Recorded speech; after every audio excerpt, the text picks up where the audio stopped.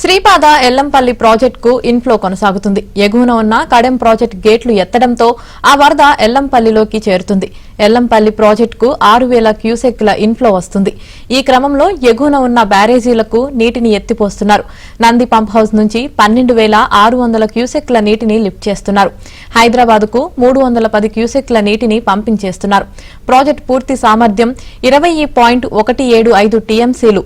ప్రస్తుతం 15.302 టీఎంసీల నీరు నిల్వ ఉంది.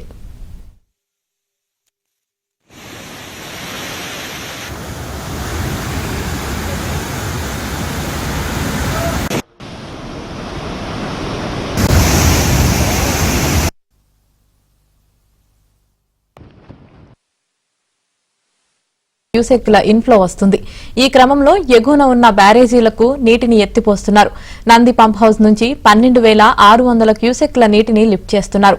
హైదరాబాద్కు 310 క్యూసెక్ల నీటిని పంపింగ్ చేస్తున్నారు. ప్రాజెక్టు పూర్తి సామర్థ్యం 20.175 టీఎంసీలు. ప్రస్తుతం 15.302 టీఎంసీల నీరు నిల్వ ఉంది.